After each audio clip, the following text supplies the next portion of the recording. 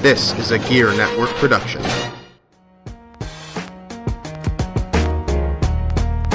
Ladies and gentlemen, it's your boy, Mr. Perez, and you're listening to the Better Live Than Dead podcast, brought to you exclusively on Gear Network.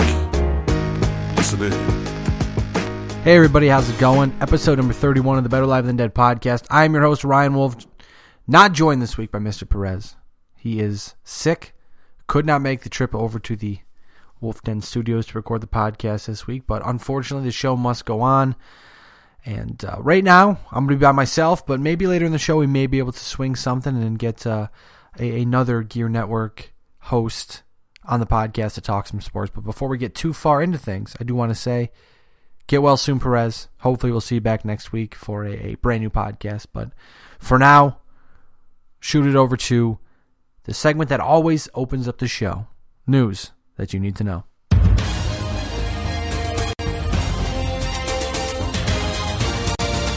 This is the news you need to know, people. Now you know it. Starting off in the National Football League, where some breaking news has actually just come across the board. Jason La Canfora of NFL Network has reported Marshawn Lynch and the Seattle Seahawks have agreed to a new deal. He says, quote, would expect formalization of the Lynch deal in coming days will include $12 million in the first year, $9 million in the second year, with Seattle aware he may retire after 2015. So for those who wanted Marshawn Lynch out of the National Football League, I guess you're just going to have to wait another year. The Buffalo Bills host free agent quarterback Josh McCown. He leaves town without a deal, but there is mutual interest from both sides. Green Bay Packers have cut Brandon Bostic, the GOAT of the NFC Championship game against the Seattle Seahawks. The guy who was supposed to block instead of catch the ball, and he tried to catch the ball, flubbed it, but there is a good ending to this story. He was claimed by the Minnesota Vikings, so he does continue on in the National Football League. Bears offensive coordinator Adam Gase, who was reportedly set to become the 49ers head coach, walked away from a deal after ownership wanted to assign his assistants. Usually when a head coach comes in, he gets a shot at people he wants to bring in. The ownership wanted to hire people from within and keep things on the cheap, which is what they ended up doing after Adam Gase went to Chicago. But that's an interesting thing to look at right now. Now, obviously, the 49ers have denied this, and Adam Gase hasn't said a word about it. But usually in any sport or anything in life where there's smoke, there's fire. And it's not very often when you get offered an NFL head coaching job. So, there's got to be some very big extenuating circumstances to push a guy like Adam Gase away to go to Chicago. The Indianapolis Colts cut linebacker Sean Phillips, a veteran who's been around the league, played for San Diego for a very long time. Not sure if his career will continue, but we'll keep an eye out on that one. Buffalo Bills cut linebacker Keith Rivers, who, with the return of Kiko Alonso and the emergence of Preston Brown, there wasn't really a spot for him. A very minimal role, and it saves the Bills money, so they let him go. The Cleveland Browns are set to release a new logo reportedly on Tuesday, February 24th. No idea what that'll be, but it'll be interesting to see what the Browns do with that. Larry Fitzgerald restructures his deal to remain in Arizona. They say it's a deal that will allow him to finish his career with the franchise. It reduces his cap hit $13 million. He'll get $22 million over the next 2 seasons. The NFL reportedly has fired a league official for selling Deflategate balls. They were supposed to be donated to charity, but instead the referee had sold them off and pocketed the money, which is something that also has happened before in the past with the same referee. So finally they caught him, and his job was extinguished. Safety Ryan Clark of Steeler fame, most recently of the Redskins, retires. Will officially retire with the Pittsburgh Steelers in the coming days, but he has already accepted a job at ESPN. We saw recently he's worked with ESPN. He's very articulate, knows the game up and down. It's going to be fun to watch him in his next career. An interesting thing coming out of Los Angeles this week, the Oakland Raiders and San Diego Chargers have reportedly struck a deal with Carson City, I believe it was, to build a dual team football stadium where both teams would move to Los Angeles now. We've heard, I should say, the St. Louis Rams were looking to move to Los Angeles, and they have a stadium being built potentially in Inglewood, which both cities are about 15 minutes away from each other. So it'll be interesting to see if the NFL goes to 3 teams in Los Angeles. But right now it seems like this is a lot of posturing. Both sides are trying to push for a deal and get the best deal they possibly can, but it's no secret that the Oakland Raiders want to get out of Oakland. They have for a long time, since Al Davis was owner. I mean, even when Al Davis passed away, the new ownership has been flirting with San Antonio to try to get a new deal out of Oakland, and Oakland just is not budging. I don't know if it's they don't want to pay for a new stadium or they just won't do it, but either way, Oakland's not happy. The Raiders aren't happy, I should say, with Oakland. And their stadium, I mean, it's not great. That's also the Athletic Stadium, which during the baseball season last year, we saw that they had multiple floods, at least 3 feet deep of water filled with defecation. So I would not be very happy with that stadium either, but when you're trying to get the taxpayers to pay for the stadium, usually that does not go over very well. Speaking of the Chargers, they announced on Friday that they have re-signed pending UFA offensive tackle King Dunlap to a 4-year, $28 million deal. Phillip Rivers' blindside will be protected. I'm sure he is quite happy about that deal. Moving over to the National Hockey League now, some sad news. Ex-Buffalo Sabre defenseman Steve Monitor passes away at age 35. Currently, it is being said it is natural causes, but as soon as an autopsy returns, we will know what the precise cause of his death was. But obviously, thoughts go out to his family at a tough time. Dallas Stars forward Tyler Seguin out 3 to 6 weeks after he was clipped in the knee by Florida Panthers. Dmitry Kulikov, who was only suspended 4 games, which is kind of shocking, but the National Hockey League and their suspensions are always very interesting on how they dole those out. And last thing before we move on, Calgary Flames announced on Saturday they have assigned first-round pick Sam Bennett to Kingston of the OHL. Bennett just recovered from shoulder surgery he had earlier this season. The Flames are doing well this year, surprisingly, but instead of rushing Bennett back and trying to fit him in and just put him in a spot where he's comfortable, let him get back to 100% in playing top hockey, the hockey that got him drafted so high by Calgary, and let him play his way onto the roster. Moving over to the NBA, a huge week does not even begin to explain what went on in the National Basketball Association this week. First off, Amari Stoudemire was bought out by the New York Knicks, a move we all saw coming in passing, or they've been discussing the move and made it happen right after the All-Star break. And Stoudemire signs in Dallas, will be a big piece on that bench in their quest for another NBA championship. The Orlando Magic named interim coach James Barago the coach for the rest of the season. The Milwaukee Bucks buy out Larry Sanders.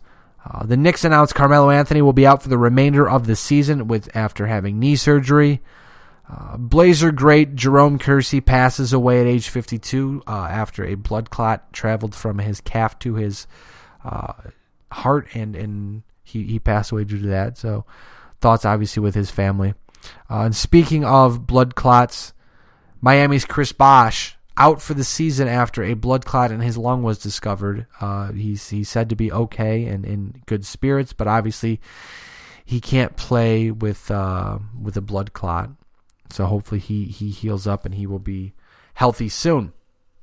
Also, just announced on Saturday afternoon, the 76ers will buy out Andrei Kirilenko after he was acquired from the Brooklyn Nets but did not show up. So they'll be getting rid of him. And if you're wondering where the trade deadline talk is, that will come later in the podcast because, my friends, that is quite a long list of things that happened on deadline day for the NBA. Moving over to Major League Baseball now. The New York Yankees will retire the numbers of Jorge Posada, Andy Pettitte, and Bernie Williams. And if we get a guest on later, I'll ask the guest about that, as well as the retirement of Jason Giambi, who retires after 20 years in the majors. Barry Zito returns to Oakland on a minor league deal. He's going to try to make the team out of camp. It's possible he could do that. I believe he took the year off last year, I want to say, after not being so effective the year before. I could be wrong. I can't remember exactly, but I feel like Barry Zito took some time off, and now he's coming back. Be interesting thing to watch in camp this season. Popular third base coach Wendell Kim passes away at 64. Alex Rodriguez apologizes But do you believe it? I mean, it's hard to a guy that has lied so much. It's hard to believe anything that he says at this point. I mean, maybe it's just because it's not even because I'm a Red Sox fan. Because if I was a Yankees fan, I wouldn't be a Yankees fan. But if I was any other fan in baseball, I should say, I just don't think I would believe him. That's just my personal belief. Because he did the crime. He did the time as well. So, respect that. He's going to try to come back and work his way back and prove that he can play clean baseball. But I think that ship has sailed. We'll find out, like anything in life, we'll find out in due time. But I certainly believe that Alex Rodriguez has burned too many bridges and now has himself hypothetically stuck on an island. Let's see here. Speaking of Alex Rodriguez, in steroids, head of biogenesis Tony Bosch gets 4 years in prison. Texas Rangers prospect, ex-top prospect, was going to fight for the job at second base this season. Missed all of last year with a shoulder problem and will miss 2015 as well. Jurickson Profar is the name. It's expected and feared that he has a torn labrum in his shoulder. He tried to take last year off and rest and rehab the shoulder in hopes it would heal, but it is still not healing, showing signs of weakness in his shoulder, which they believe is labrum. Also, some new rules implemented in baseball this season to speed up games. Coaches initiate challenges from the dugout and don't have to leave to go speak to the umpire because there's a lot of posturing last year to see if get video watched, and then they'll call down and say, yeah, challenge, no, don't challenge. Now they just stand in the dugout and say if they want to challenge it or not. Shorter inning breaks, just a couple, I think 20 seconds. It's 2:45 if it's a national game, 2:25 if it's a local game. And a hitter has to keep at least 1 foot in the box in his at-bat. Obviously, exceptions apply, but guys like David Ortiz who like to step out, or even back in the day, Nomar Garcia-Power, who would always step out and adjust his gloves and grab his junk after every pitch. You won't be seeing much of that anymore. Also, one last thing before we move on. The Boston Red Sox extended John Farrell's contract to 2017 with an option for 2018, coming off of a tough season last year, but a World Series 2 years ago. So hopefully the Red Sox can turn around this season, because that would make me quite a happier individual for sure. Moving over to NASCAR now. Kurt Busch has been suspended indefinitely after a court finds he likely assaulted his ex-girlfriend. NASCAR not quick to drop the hammer on him. It is expected that Regan Smith will take over for Kurt Busch for the immediate future for Stewart-Haas Racing, driving the number 41 car. The class of 2016 nominees were announced. The class of 2016 will be announced later this year, but first-time balloters Ray Evernham, Mark Martin, Alan Kulwicki, all are expected to have a strong case for being inducted in the NASCAR Hall of Fame on the first ballot. Also, the Daytona 500 is on Sunday.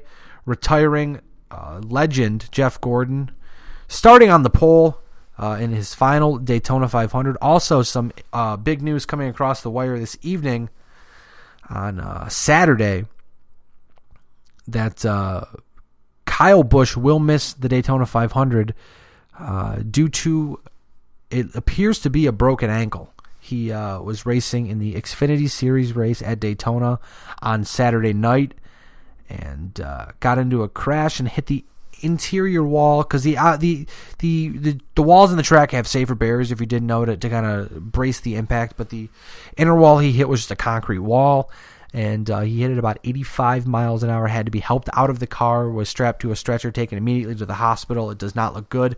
They're already saying that he will not be in the race tomorrow. They have not announced any other update further, but as soon as we know, we will let you know.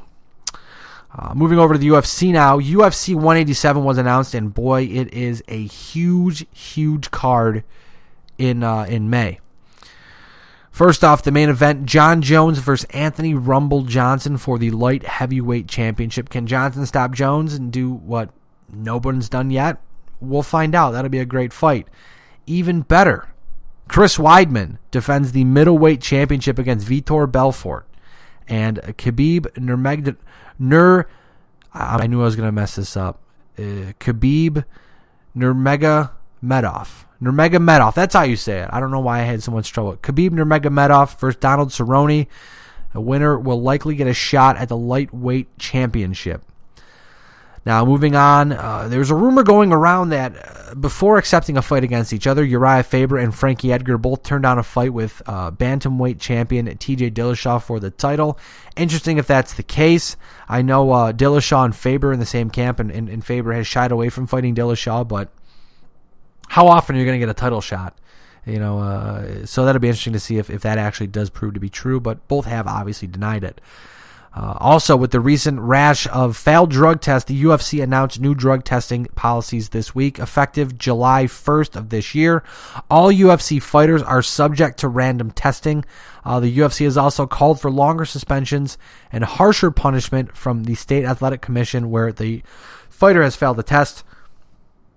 And the UFC has also said they want a 4-year ban for first-time offenders, so they're clearly dropping the hammer on their fighters who don't want to fight clean, and why do you blame them? Because once you start getting fighters who are abusing performance-enhancing drugs, you lose a lot of credibility, and it looks like you can't control your sport. Kind of like baseball back in the late 90s, in the early to late 90s. It really looked like a romper room of guys just pumping themselves up to be the best, and like Dana White said at the press conference, if you don't believe you can't win without using performance-enhancing drugs, you don't belong in the UFC, and that is exactly right.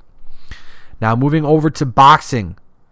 One big announcement that was made just a few days ago on May 2nd at the MGM Grand in Las Vegas. 47-0 Floyd Mayweather will finally fight 57-5-2 Manny Pacquiao. Now, it may be a few years late, but you know what? We are finally getting the fight that boxing fans have wanted for the last 5 to 10 years. And it is going to be one hell of a fight. It's looking like, I believe, Floyd Mayweather is going to make roughly $120 million, and Manny Pacquiao will make, I think, $80 million. And they're expecting the gate to be huge and a lot of people to buy it on pay-per-view. And this may not be, I saw this on the internet, it may not be the fight that saves boxing, but it may certainly be the fight that pushes boxing in the right direction that it's been needing for a very long time. But with that being said, it's now time to shoot it to commercial break. When I get back, I should say, I'll be here to break down the NBA trade deadline as good as I possibly can. Here. Stick around for more. I don't even know what I'm talking about right now. I don't even know what I'm doing with this thing. But stick around for more of the Better Live Than Dead podcast here after these commercial breaks. While you're listening to this podcast, make sure you follow us on social media. You can follow me at WolfSHC on Twitter. You can also follow Mr. Perez at MRLG Perez. Make sure to like the podcast on Facebook. That's facebook.com/BLTD podcast. And make sure to follow Gear Network on Twitter at GERE Network. Don't believe me, just watch. Hi, Gear Network listeners. The February song of the month was selected by Better Live Than Dead's Ryan Wolf. It is Uptown Funk by Mark Ronson featuring Bruno Mars. And if you like this song, you can purchase it through our Gear Network link from both Amazon and iTunes. Right now, if you head to GearNetwork.com, you can sign up for a free 30-day trial of Amazon Prime, which includes Prime Music. You'll be able to listen to this and other songs from Amazon Music's vast collection of songs as often as you would like. Or if you just want to download the song, you can purchase it for $1.29 on both Amazon and iTunes right from our website. Your purchase continues to support our free programming. Remember, that is GearNetwork.com, powered by Amazon and iTunes. This free and independent sportscast is made possible when you shop the Gear Network store through Amazon. Visit GearNetwork.com and click on the Amazon banner to shop through Amazon's thousands of products at great prices delivered right to your front door. Again, that's GearNetwork.com and click the Amazon banner at the top.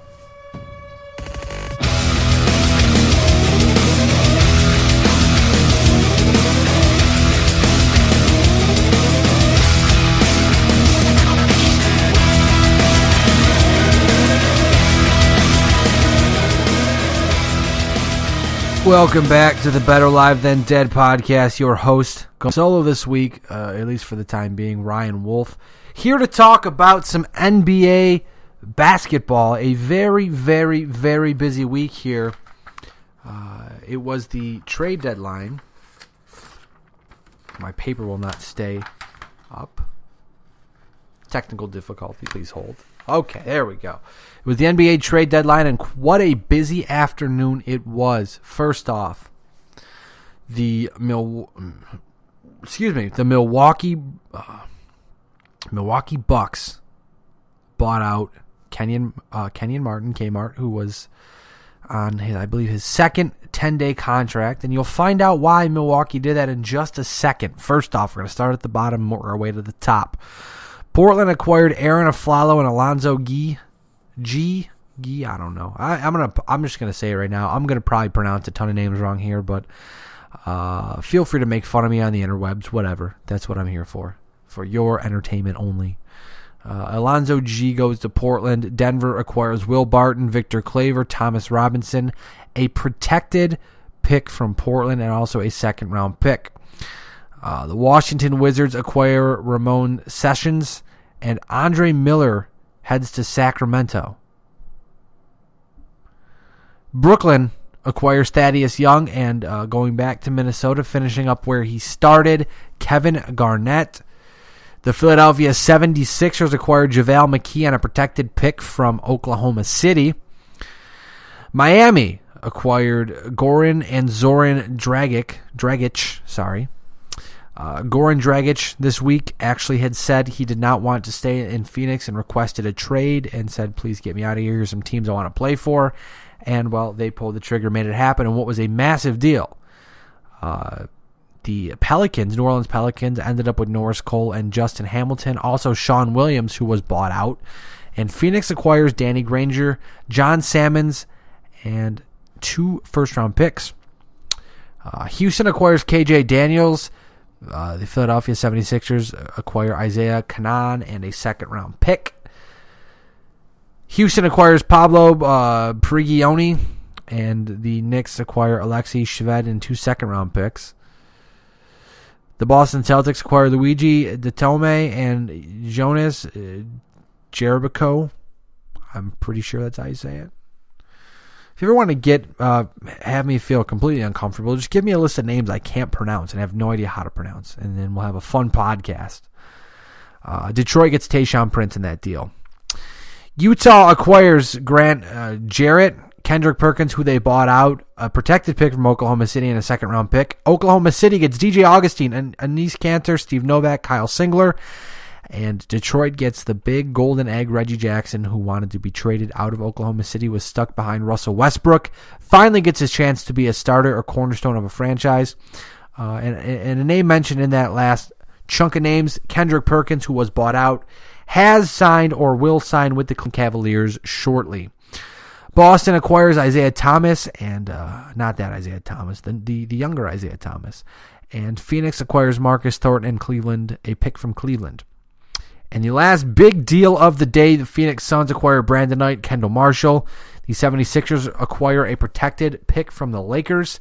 And the Milwaukee Bucks acquire Michael Carter-Williams, the defending rookie of the year, Tyler Ennis, and Miles Plumlee. The interesting thing about this deal is that 2 Syracuse Orange go to the Bucks. And the Bucks are kind of...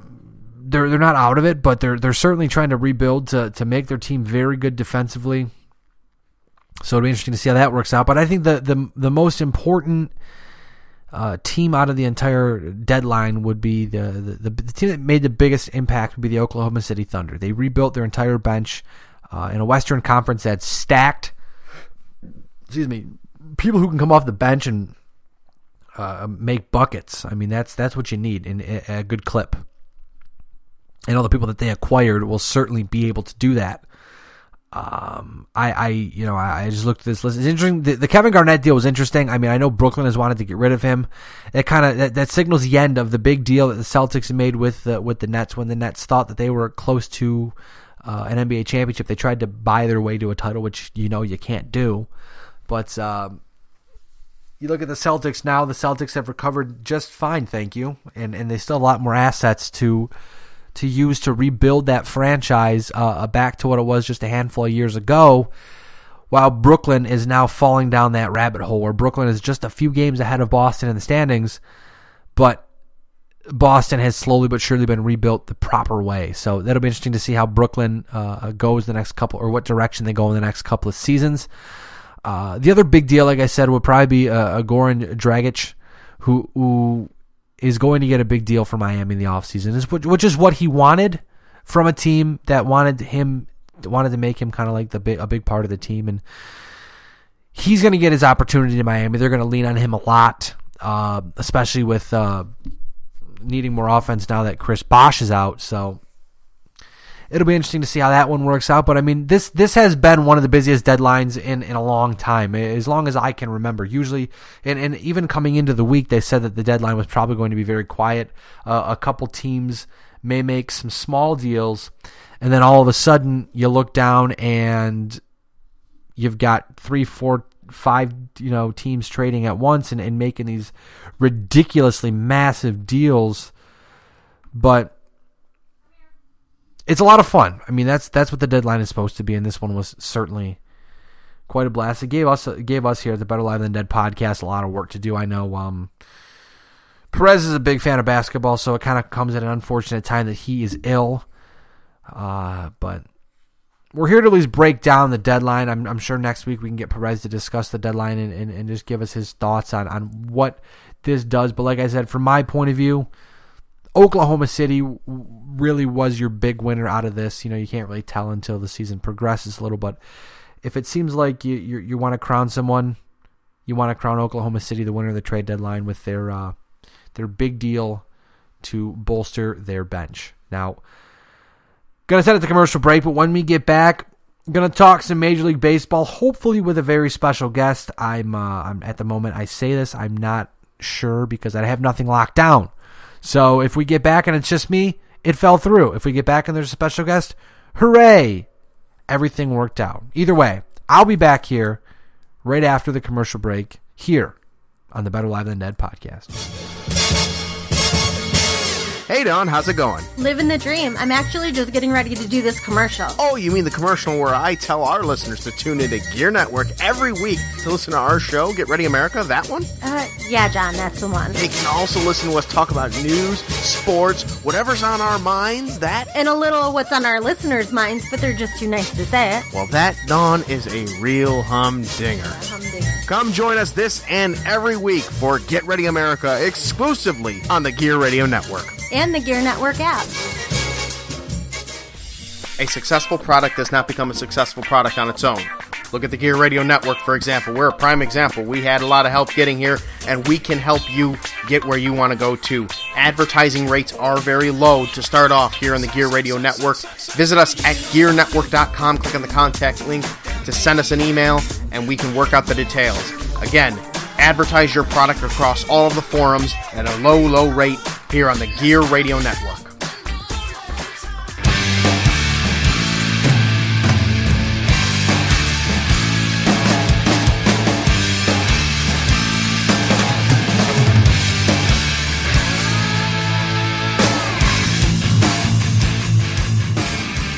Back on the Better Live Than Dead podcast. As promised, the man came through with the phone call. On the line, on the with a phone. On the Fanduel Hotline.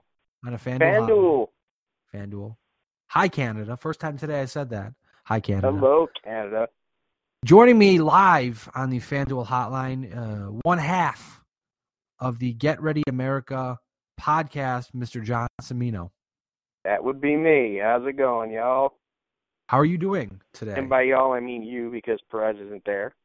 Yeah, unfortunately, he's ill.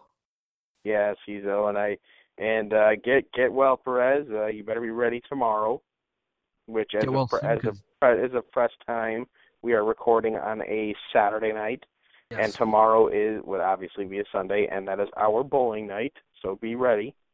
Get well soon, because the podcast is very, very boring by myself. Because I don't know. I've learned. Listen, I did Talking Wrestling for 22 episodes, and I think 20 of those I did them by myself. But I'm at the point now where it's like I know where I can stop and Perez will pick up. So as I'm doing the earlier part of the show, I'm sitting there talking, and I'm thinking to myself, okay, you can stop here, and Perez will take it over and throw his insight in, and I can't.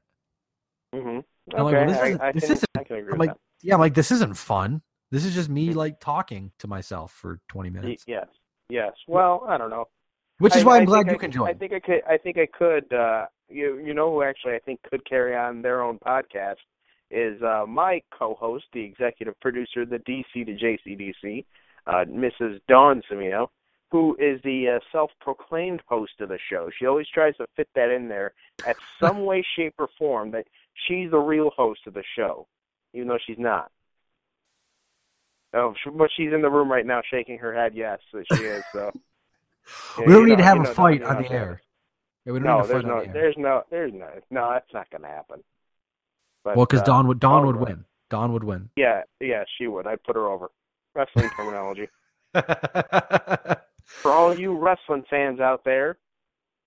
That's exclusive wrestling terms thrown around on the air this evening. That's right. Maybe we'll hashtag it wrestling and get a couple more views on a podcast now. A couple more views. Now, if you put me and wrestling in the same sentence, people are not going to be watching or listening. No, that's not true. Someone will hate listen. Somebody will hate listen to the podcast. Oh yeah, I could name names, but hey, before we get into the I would love to. Before I ask you these questions, I want to talk about. I would love to watch someone hate listen to one of your Talking Wrestling or your JC Money Uncensored podcasts. You want someone to hate listen to it? I would pay to watch somebody hate listen to it, like someone from the area that we know. Someone or some organization. I'm sure there's an organization or two out there that don't like it. We could do both. And they could S&D for all I care. Yeah, absolutely. But we're not here to talk about them, are we? No, man. Baseball's back. It's the end of February. That's right. I am pumped. Just because it is beyond cold here in the western New York area does not mean, well, it is really cold in Florida too, actually, but it's still, they're playing baseball in Florida. They're practicing and throwing balls around and stuff at this point. But and cheap plug for those that are playing baseball or going to be playing baseball. On GearNetwork.com, we threw up a blog, and it is in partnership with our Amazon store. You can get a whole plethora of baseball accessories, gloves, bats, all sorts of crap. You can get whatever, cleats, whatever you want. You can get it through our store. We got it all hooked up for you.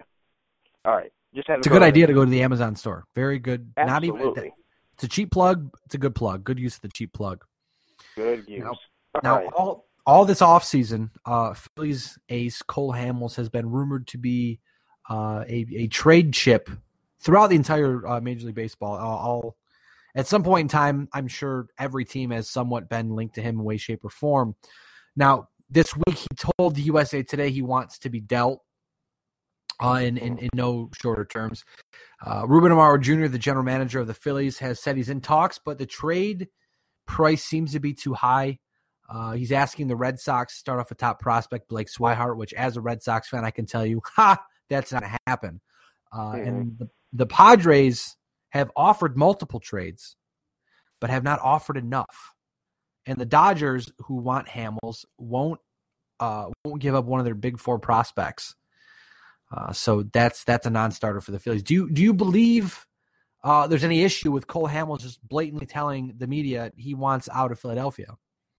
I think it's a combination of Cole Hamels, who always seems to come up in trade conversations. Like every year, if Cole Hamels' name isn't thrown in a trade conversation at least once, it's not a legit baseball year. But you have to look at the Philadelphia Phillies, especially this past week.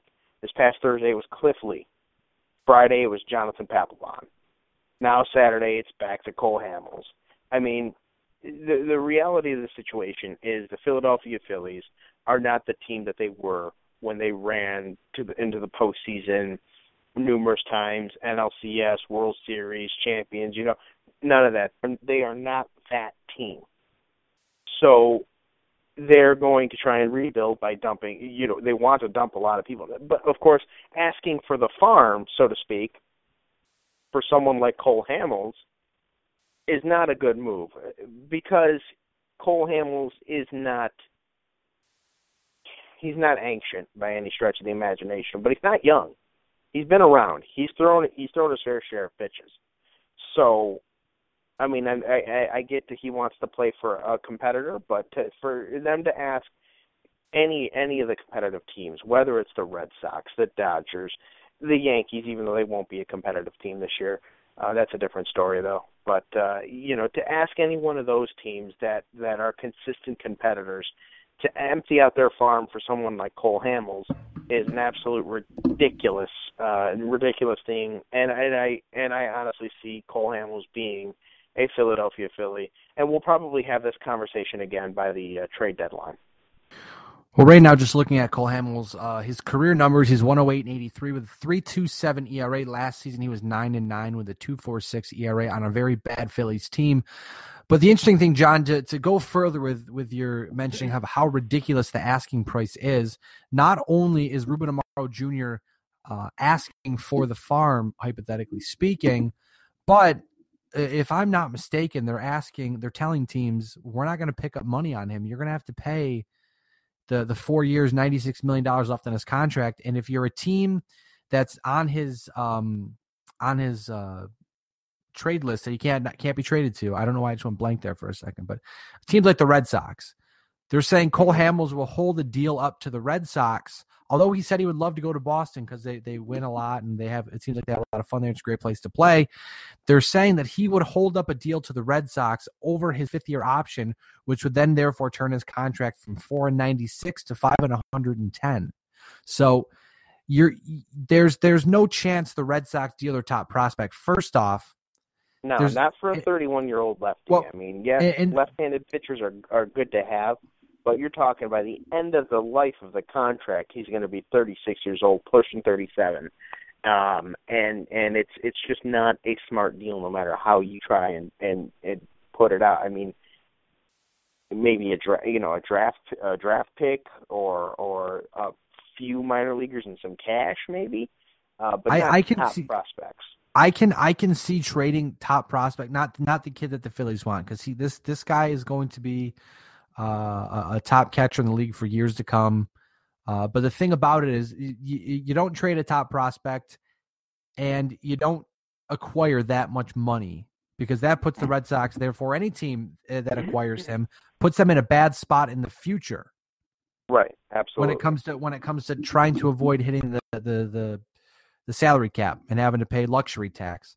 Right. The interesting thing you pointed about as much of a Red Sox fan as I am not, their personnel behind the scenes are very smart and are one of the main reasons why, since the dawn of the new millennium, the Red Sox have been consistently competitive. Everybody knows, and you might not because you're a young buck there, but there was a stretch of time where the Red Sox were junk, and same with the Yankees. Believe me, I know all the history, man. It's but it was before the Red Sox caught fire and became consistently competitive again. The Yankees were the team that got competitive and have been consistently competitive. They had a junk stretch too, but what happened? It all changed when the Yankees brought in Brian Cashman and started listening to the right people at the right time. And the same thing with the Red Sox with Theo Epstein and the new ownership. And it's, obviously Epstein's not there anymore, but the ownership's still there and they're still smart. So yeah, and the one thing they've shown that they won't do is make stupid moves. And this seems like they don't make compulsive moves. They don't make dumb moves, because they did that back with Adrian Gonzalez and Carl Crawford, and obviously they're gone now, and they made the smart move to deal them to Los Angeles, which allowed them to rebuild. Well, I also think they jumped the gun on Cespedes too. I don't necessarily think the deal, the Lester and Cespedes deal, was getting the best value they could because they knew that they would deal him. I almost think that they acquired Yoenis Cespedes with the thought process that they would be turning him around at some point in time in the future. And getting Rick Porcello out of that was a very good move. Okay, yes, that was definitely a good move on their part. But you look at Cespedes, who went from one minute being the next big bat, the next big face of the Oakland Athletics, to being just another person in the Red Sox lineup. I don't even think he's on the team this year, is he? No, he's in Detroit now. Yeah, that's what I thought. He was in Detroit. They Red Sox got Panda now. Yes. They've got Pablo Sandoval now. Mm-hmm. So yeah, they don't really need him. But I mean, for every one Cespedes move there's a Porcello move. There's 2 or 3 Porcello moves to follow. I think the Sandoval signing was a good signing for them, and the sky's the limit. What's going on there? What are you doing? You playing the drums back there? Me? With that echo back there, what's going on? Or is that just this wonderful software? It might be you. It might be me. I don't hear any echo though. Yeah, I heard echo. I'm sorry. I'm gonna sound like a crazy man here, but it's okay because Hey, the same thing happens to me, man. It's all good. We're all broken over here. Indeed. Our brains are broken with all the technology that we have to deal with. Yes. Excuse me. The last thing I wanted to talk about. I know we're kind of going all over the place right now, but who cares? It's our podcast. Do what we want. It works. We're not going to get too deep into it right now because in the future, sometime very soon, myself, Mr. Perez, and you, John, will sit down at the Gear Network headquarters and have an official 2015, I should say, not 2014. I don't know what the hell's going on with me. An official 2015. I'll be real. I'm ready to do the 1991 baseball season. Let's go. We'll talk about the 1987 World Series if you want to. I don't even know. We'll talk 2015 Major League Baseball preview, get the playoff predictions, all that fun stuff. We'll do that sometime very soon. But the one thing I want to ask you tonight, what is something or some things that you're looking forward to in the upcoming baseball season? I can tell you one thing that I'm not really looking forward to, and that is and I'm going to preface this by saying I am a Yankees fan. All right, you know this. I've put it out there. I am not looking forward to a couple of things with the New York Yankees this season. Number one is the return of Alex Rodriguez. I'm not looking forward to that circus at all. I don't care about his stupid handwritten letter that he wrote to the fans. I don't buy it. The only time that letter sounded legit, honestly, I was listening to Mike and Mike in the morning the other day, and they had Frank Caliendo on there, and they made him read Alex Rodriguez's handwritten letter in Morgan Freeman's voice. And that was the only way that letter sounded truly sincere and believable to me, is when Frank Caliendo does it in Morgan Freeman's voice. Honestly, they bit off more than they could chew. I thought that even back in 2007, when they signed him to that lucrative deal that they signed him to, that they were shooting themselves in the foot with this one, that they were going to regret it, and they're going to. They're absolutely going to. They absolutely do regret it. They're trying to get rid of the incentive part of his contract now, since they were, from the legal aspect, they were saying, well, they threw those incentives in there under the idea that he was clean, and if he were to break Willie Mays and Babe Ruth's record, Barry Bonds, Hank Aaron's, all those records on the way to becoming the home run king, they were going to give him $6 million each time he passed those records. Now, he's going to pass Willie Mays this year. Being a DH, he's going to end up sitting. Some sap is going to throw a mistake pitch here and there. He's going to get 6 pitches to hit, and so he's going to get his $6 million there. He's not going to hit. He's not going to get there, but that's not the point. The point is the Yankees don't want to pay him. The Yankees don't even really want to play him, but they have to. So that's going to be a circus that is going to be on SportsCenter. But the other thing about the Yankees that I am not looking forward to is the retirement of the 3 numbers now. They're retiring 3 more numbers this year, which I was good when they did Andy Pettitte, when they threw Andy Pettitte's number on there. I was good with that. But then they've gone ahead and they've added Bernie Williams and oh God, who else? I'm kicking myself right now. Jorge Posada. So they're retiring Bernie Williams, Jorge Posada's number, in addition to Andy Pettitte's number. And I'm looking at this, and maybe I'm going to vent a little bit more about this on Get Ready America, but it's probably going to sound more of the same. I don't really care. The Yankees, to me, have really overdone the whole retirement of the numbers thing. They've retired now. This is by the time this season ends, there will be 20 retired numbers. 20 retired numbers. The most in Major League Baseball, the most in sports. And as you go through the list, I don't know if you've seen the list or if you have the list handy. I mean, there are some numbers in here that, okay, some you can see, but others like Ron Guidry.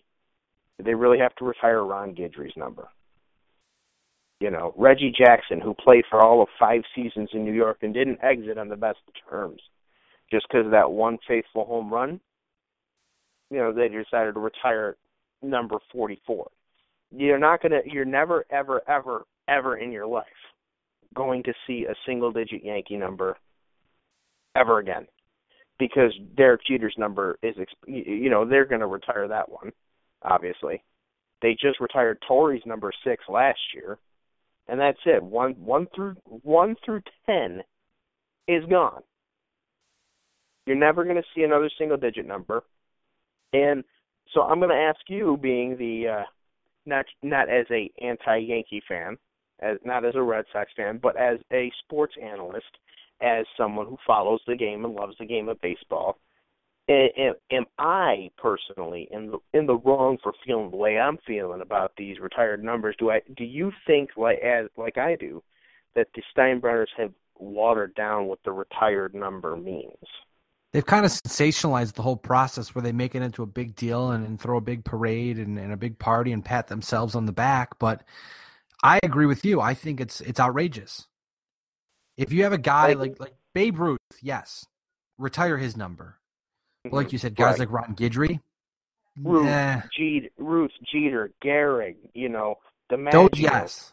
I mean, Yogi Berra was an icon. I give you that. Thurman Munson, give him that. I like what the Red Sox have done, and obviously I mentioned it because being a Red Sox fan, I'm very aware of how they work the process.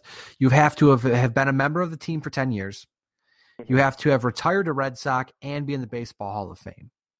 Right.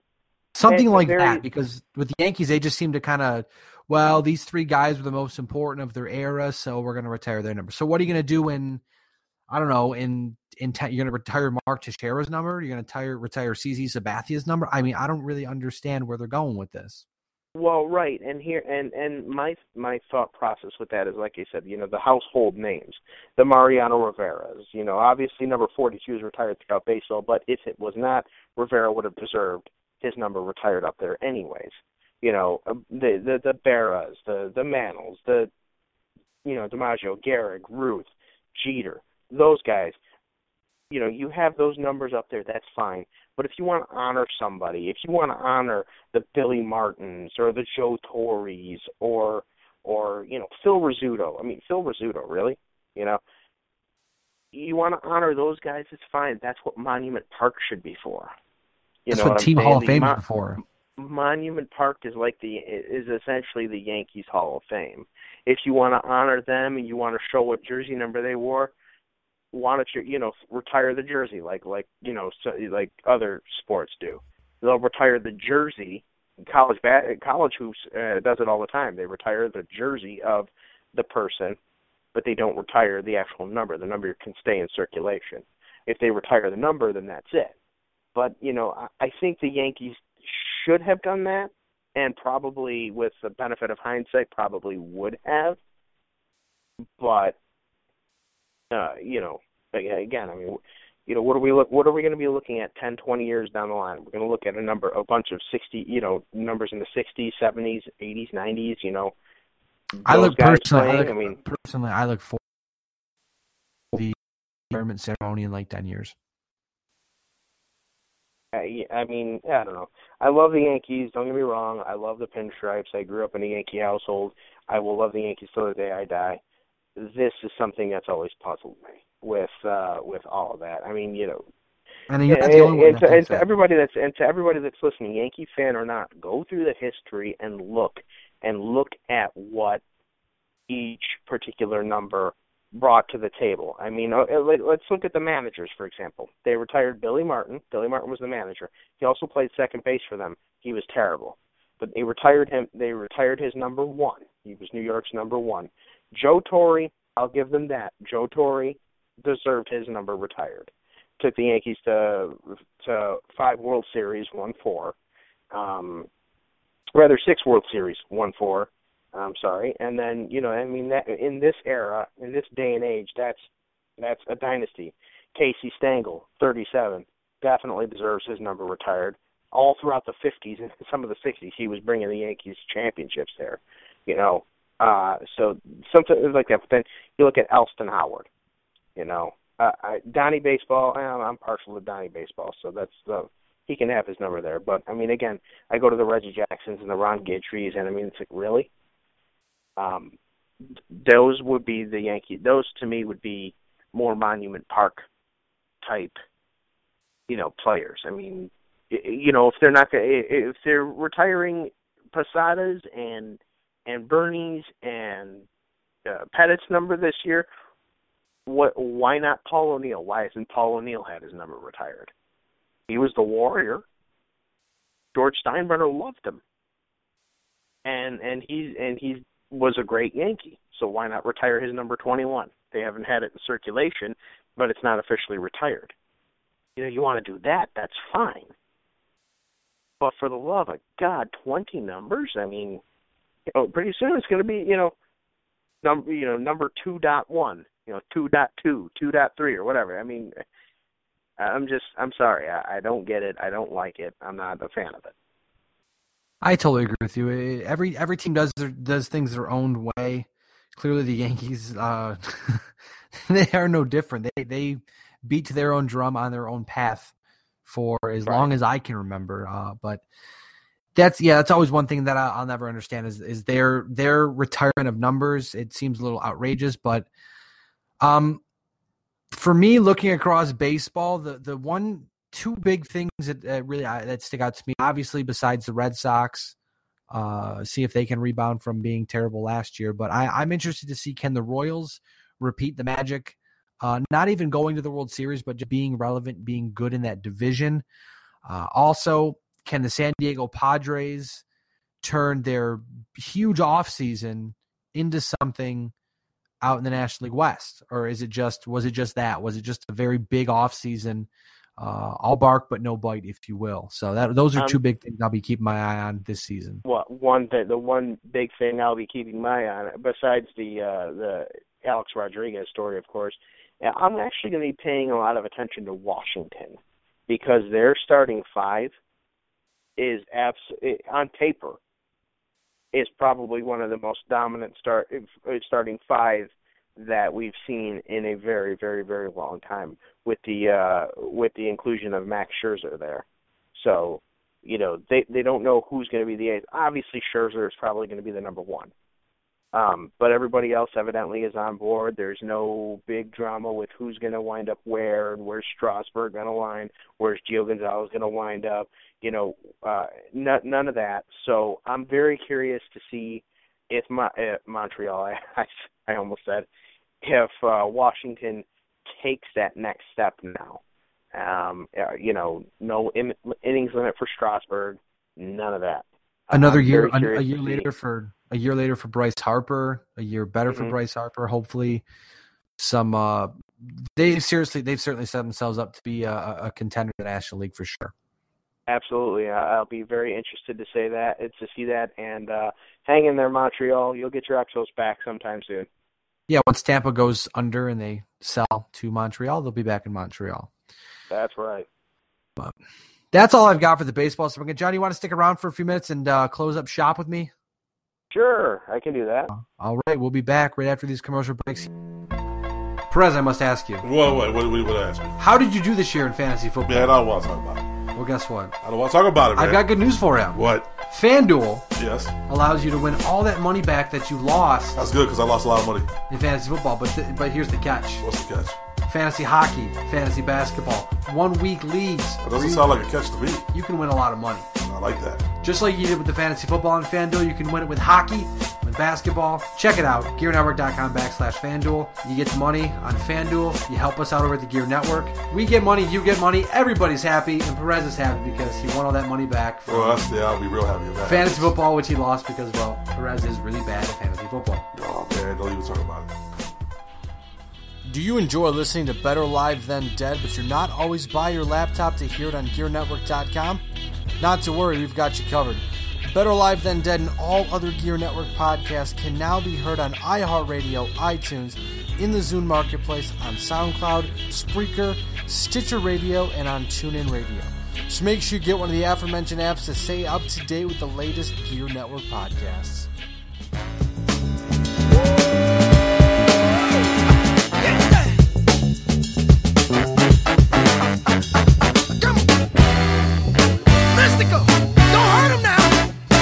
Grabbing on my pants, you trying to pull it out my pocket. Don't yank on the motherfucking songs, you gonna pull it out the socket. It's exercise with thighs and hip muscles. Welcome back, friends. Peoples, as the ill Mr. Perez would say. Hello, Peoples. Hello, Peoples. John Cimino from Get Ready America, still on the line on the Fanduel Hotline. Here to close up shop this week. I am on the Fanduel Hotline. That's right. And hey, we're talking baseball, right? We've been talking baseball. There are going to be day and week-long fantasy baseball leagues through the FanDuels. GearNetwork.com/FanDuel. Do it. It's fun. You can win money, honey. It's very nice. It's very easy. And it helps us out, too. And you know what? I got to be honest. I think that I have not personally played, but from what I've read about FanDuel, the daily baseball leagues on FanDuel seem to be the most exciting among people who play on FanDuel. They seem to like that the most over hockey, baseball, or over hockey, football, and basketball. I will try that. I will try that at least once this year, and I'll report on that too. We all should do it. Indeed. Until we should do is we should all do a gear night at the Red Wings game because the gear guy, that's right, I am dubbing Jose Barrios. Mark my words, you heard it here second because I said it already on Get Ready America. So you heard it here second. Jose Barrios. He is a pitching phenom for the Minnesota Twins organization. He's starting in AA this year, AA this year. He's going to start in AA. Eventually, they are predicting he is going to make his way to Rochester. When he makes his way to Rochester, we will be there. I promise you that. We're gonna we're gonna follow this guy because he is probably one of the biggest pitching prospects to come through our area in a very, very, very long time. The Red Wings are very excited about him. I talked with my buddy Nick Sherrata of the Red Wings, and he is very, very high on the guy. I'm very high on the guy. I've seen some of his stuff from pitching in the Spanish League, and you know he's young. He's a stud. He's got some games. So keep your eye on Jose Barrios. He is the gear guy, ladies and gentlemen. Hey, if you want to do a gear night at the Red Wings, just let me know. I'll be there. Perez will be there. We'll get some people. We'll have a good time. Oh, we'll be there. You're the man with the plan, though, so you gotta keep us all posted. Of course, I will. I apologize. I do apologize for slacking off the past few weeks because of a situation outside of the Gear Network realm. But I'm happy to report that all systems are go, all cylinders are fired up and ready to go, and we are going to be cooking like we were before, and it's going to be a big year. And download the app too. Damn it! Yes, have you promoted the app? I have the app. Yes, the I app. did. I have it. I updated it. I listened to my podcast on it last week. Yes. I listen to all the podcasts in general, but I listen to them all through the app. I did it specifically through the trial period, pretty much, which is when it was kind of a soft launch. I launched it. I want to say it was in maybe November or December. We did Dawn and I did a little segment on Get Ready America on the pre-show open, where we played a game called There Is an App for That. And of course Dawn, rolled her eyes and thought I was being, an idiot, which I was, but it was kind of a soft launch there, and it was more or less I was testing things before I really started the push. But I'm really excited about this, and I think that, as we continue the expansion and the growth of our network, and I say our because it's not mine, it's all of ours. We all built this thing. But I'm very happy with this. I'm very passionate about this. I'm very excited about this, and I'm looking to make it the best. Have you sworn yet? How many times have you sworn in this podcast? I have not sworn in like 2 straight podcasts. Very good. It's going to be one of the best goddamn apps that I'm putting out there. I promise you this: we're gonna work, and we're gonna make sure that thing's one of the damn best apps ever. So you should get it now. And Apple people, all you folks, on your iPads or your iPods or your iPhones or your whatever, worry not. Coming for you guys soon. Thank you for that update.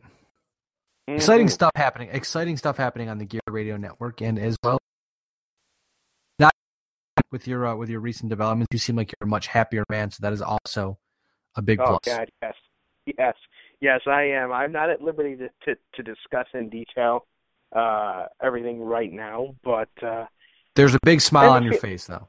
I have a very big smile on my face, and I have a very big feeling that come March, mid-March or whatever, I'll be singing like a canary, and it'll be fun. I look forward to that. Now, I want to mention something that I talked about earlier in the podcast before you joined, John. The news you need to know: Kyle Busch suffered a very, very severe injury this evening on Saturday night when he hit the wall. It was about 85 to 90 miles an hour. Hit a concrete wall. It's been confirmed by the team that he suffered a compound fracture of his lower right leg. He obviously will be not be racing the Daytona 500 tomorrow. They have a backup driver taking over for him tomorrow, and a driver for the immediate future will be determined after this week. But a very scary and severe injury for Kyle Busch. Not good to see.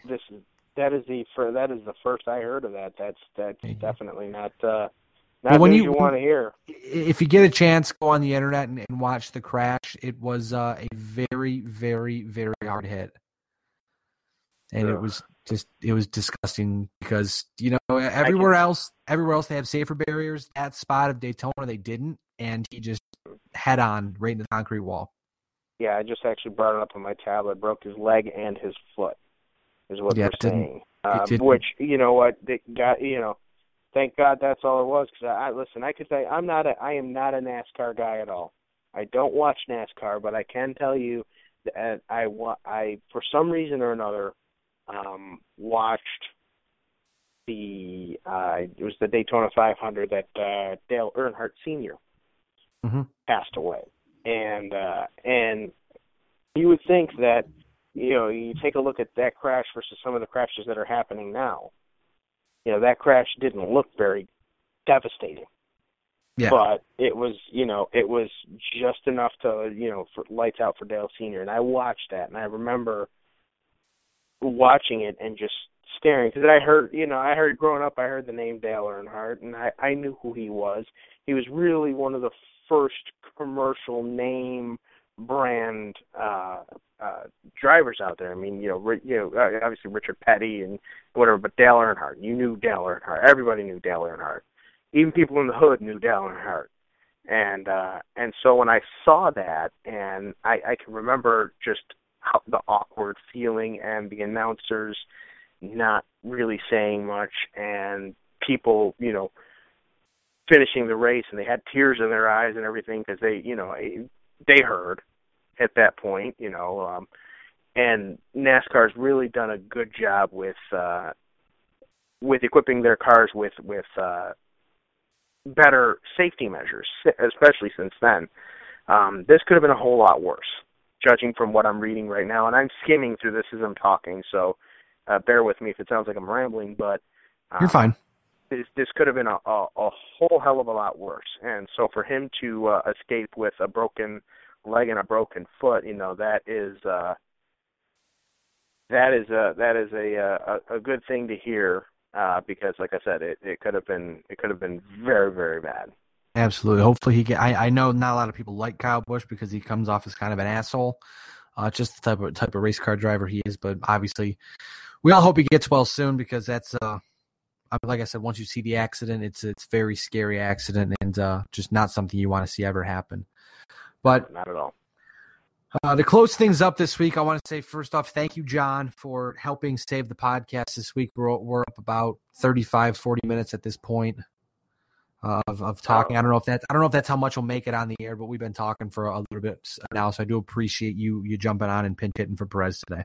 Oh, no problem. When the nicer weather comes, trust me, we'll have more. Whether it's here in the Gear Network studios or abroad, we will do it.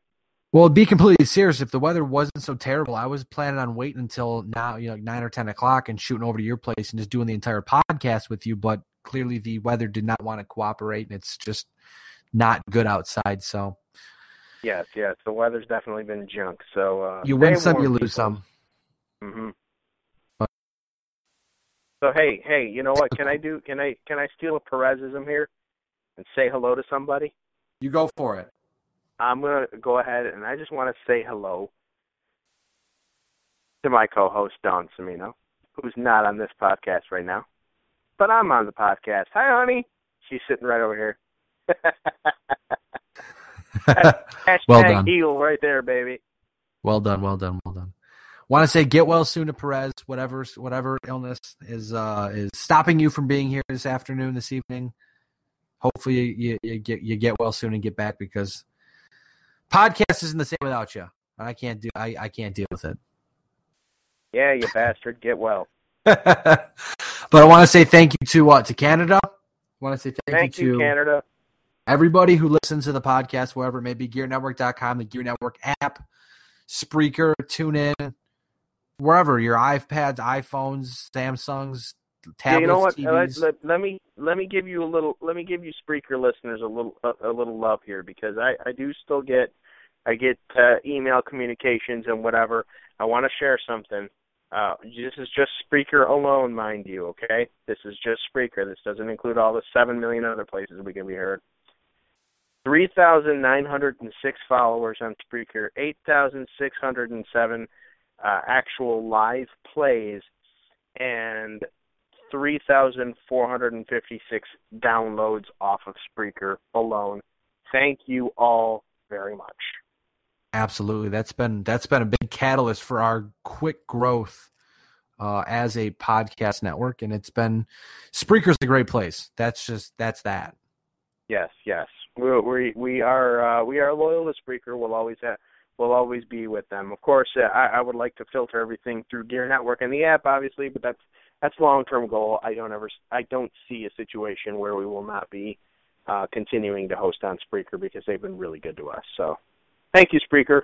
Thank you very much. You guys are the best. But I guess this is where we say goodbye.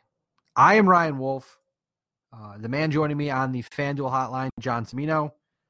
That would be me. Say thank you. Thank you so much for tuning in. Thank you again, John, for joining me. It's been a very weird podcast this week, but we can't always be perfect. Well, I'll tell you what. I will hit you off with my closing, and then you can do your closing, okay? Sounds good. Wait, hold on. You know what I'm going to do? I'm going to bring Dawn over here, okay? Dawn, say hi to the better... Hang on. Let's go on speaker here.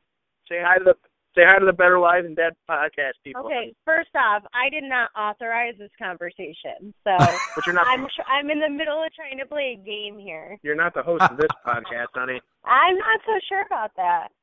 Oh. I may just take this one over, too. No, she's Dawn hosts everything. Dawn hosts everything. All right. I can't host sports, I'm not going to lie. All right. So, ready? Are you ready for our close? We'll do the Get Ready America close, right, just for the hell of it. And then I'll kick it back over to you, and then you do your close. And then next week when Perez decides to get his ass up there and come back, you guys can be normal and make fun of the sending or whatever you want to do. Huh? I'm down. All right, ready?